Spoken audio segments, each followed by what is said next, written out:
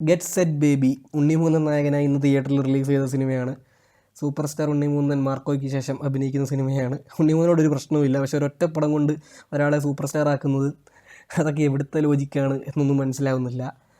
അത് പുതുപുള്ളിയുടെ സാധാ പടങ്ങൾ, മാർക്കോ അല്ലാത്ത പടങ്ങൾ പോലെ തന്നെ പതിവ് പോലെ ഫസ്റ്റ് ഡേ ഒരു മനുഷ്യനും ഇല്ലായിരുന്നു തിയേറ്ററിൽ.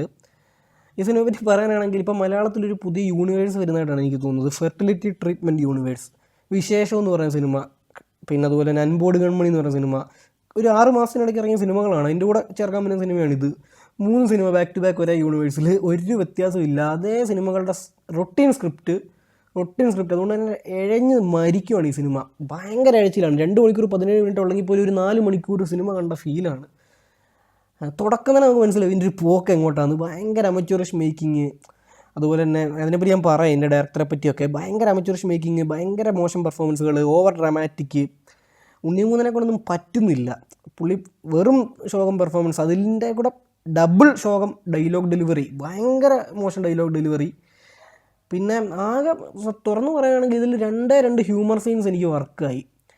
ഒന്ന് ഉണ്ണിമൂന്നനും അഭിരാമും കൂടെ ഉള്ളൊരു സീൻ, പിന്നെ ഫസ്റ്റ് ഹാഫിലെ ഇവരുടെ ഹോസ്പിറ്റലിലെ തന്നെ ബേസ് ചെയ്തിട്ടുള്ളൊരു സീനും. അതല്ലാതെ വേറൊരു ഹ്യൂമർ വർക്കായില്ല. അത് ഹ്യൂമർ എന്നല്ല, ഒരു സാധനം ഇമോഷൻ ഒരു തേങ്ങയും എനിക്ക് സിനിമയിൽ വർക്കായിട്ടില്ല.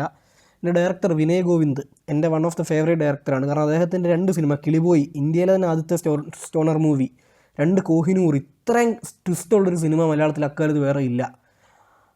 2 തിയേറ്ററിൽ അർഹിച്ച വിജയം ലഭിച്ചില്ല. പക്ഷേ എങ്കിൽ പോലും എനിക്ക് 2 പേഴ്സണൽ ഫേവറേറ്റ് സിനിമകളാണ്. അദ്ദേഹത്തിൻ്റെ സൈഡിൽ നിന്ന് ഒരിക്കലും ഇത്രയും ഹാഫ് ബേക്ക്ഡ് ഐറ്റം പ്രതീക്ഷിച്ചില്ല.